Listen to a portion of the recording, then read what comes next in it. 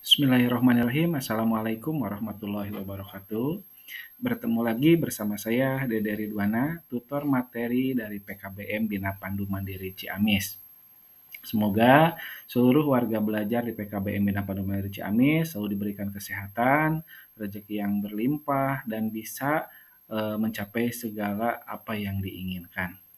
Pada materi saat ini yaitu nilai Pancasila dalam praktek penyelenggaraan negara.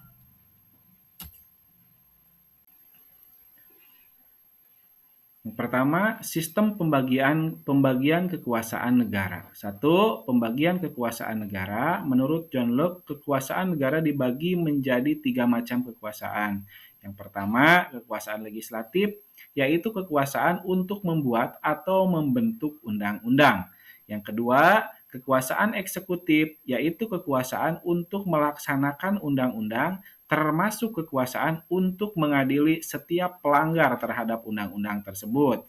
Dan yang ketiga, kekuasaan federatif, yaitu kekuasaan untuk melaksanakan hubungan luar negeri. Sedangkan menurut Montesquieu membagi kekuasaan menjadi 3 bagian. Yang pertama, kekuasaan legislatif, yaitu kekuasaan untuk membuat atau membentuk undang-undang. Yang kedua, kekuasaan eksekutif, yaitu kekuasaan untuk melaksanakan undang-undang. Dan yang ketiga, kekuasaan yudikatif, yaitu kekuasaan untuk mengadili setiap pelanggar terhadap undang-undang tersebut, ya. Nah, di sini mungkin di kita juga di Indonesia menerapkan juga kalau untuk yang melaksanakan atau mengadili setiap pelanggaran terhadap undang-undang yaitu ada pihak kepolisian. Bagian selanjutnya itu pembagian kekuasaan di Indonesia. Yang pertama yaitu pembagian kekuasaan secara horizontal. Nah, di sini terbagi menjadi beberapa bagian. Yang pertama, kekuasaan konstitutif. Yang kedua, kekuasaan eksekutif. Yang ketiga, kekuasaan legislatif. Yang keempat, kekuasaan yudikatif. Yang kelima, kekuasaan eksaminatif. Dan yang keenam, kekuasaan moneter. Pembagian kekuasaan secara vertikal merupakan pembagian kekuasaan menurut tingkatnya, yaitu pembagian kekuasaan berdasarkan beberapa tingkatan pemerintah. Pasal 18 ayat 1 Undang-Undang Dasar Negara Republik Indonesia tahun 1945 menyatakan bahwa Negara Kesatuan Republik Indonesia dibagi atas daerah-daerah provinsi. Daerah provinsi itu dibagi atas kabupaten dan kota.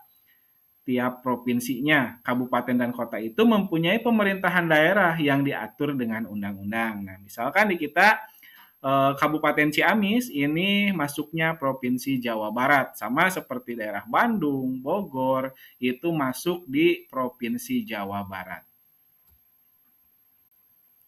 Kedudukan dan fungsi Kementerian Negara Republik Indonesia dan lembaga pemerintah non-departemen. Tugas Kementerian Negara Republik Indonesia, keberadaan Kementerian Negara Republik Indonesia diatur secara tegas dalam pasal 17 Undang-Undang Dasar Negara Republik Indonesia tahun 1945 yang menyatakan sebagai berikut. Yang pertama, Presiden dibantu oleh menteri-menteri negara dalam setiap melaksanakan kegiatannya. Terus yang kedua, menteri-menteri itu diangkat dan diberhentikan langsung oleh presiden. Yang ketiga, setiap menteri membidangi urusan tertentu dalam pemerintah. Yang keempat, membentuk, pengubahan, dan pembubaran kementerian negara diatur dalam undang-undang.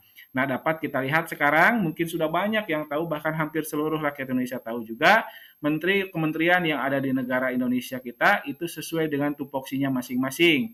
Ada Menteri Pertanian, ada Menteri Keuangan yang sering kita lihat dalam berita-berita di TV.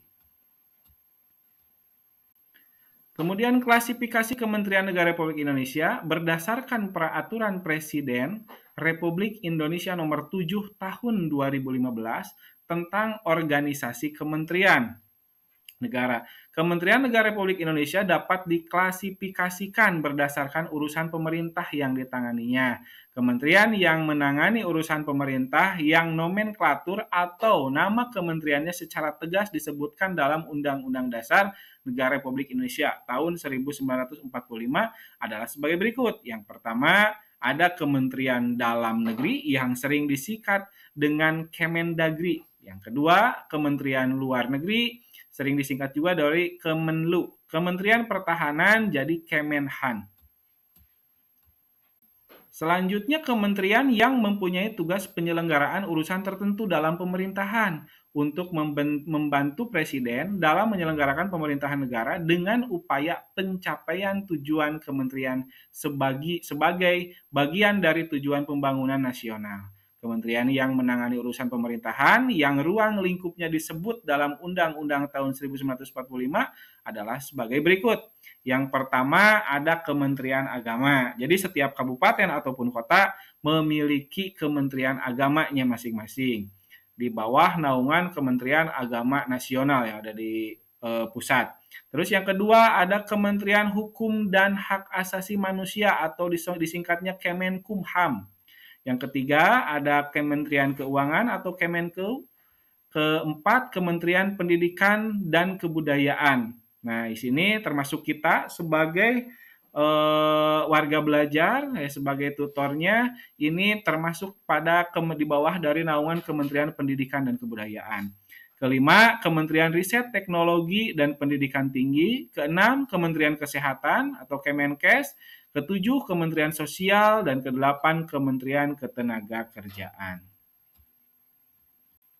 Kementerian yang mempunyai tugas menyelenggarakan urusan tertentu dalam pemerintahan untuk membantu presiden dalam menyelenggarakan pemerintahan negara serta menjalankan fungsi perumusan dan penetapan kebijakan di bidangnya, koordinasi dan sinkronisasi pelaksanaan kebijakan di bidangnya, pengelolaan barang milik atau kekayaan negara yang menjadi tanggung jawabnya, dan pengawasan atas pelaksanaan tugas di bidangnya. Kementerian ini yang menangani urusan pemerintahan dalam rangka penajaman, koordinasi, sinkronisasi, dan program pemerintah. 1.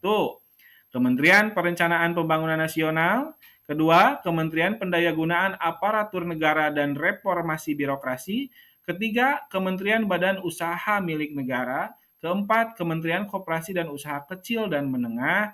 Kelima, Kementerian Pariwisata. Keenam, Kementerian Pemberdayaan Perempuan dan Perlindungan Anak. Ketujuh, Kementerian Pemuda dan Olahraga. Kedelapan, Kementerian Sekretariat Negara. Demikian materi yang bisa disampaikan pada kesempatan ini. Jangan lupa kepada seluruh warga belajar di PKBN Bina Pandu Mandiri Ciamis untuk mengerjakan penilaiannya supaya mendapatkan nilai yang maksimal. Itu saja akhir kata. Wassalamualaikum warahmatullahi wabarakatuh.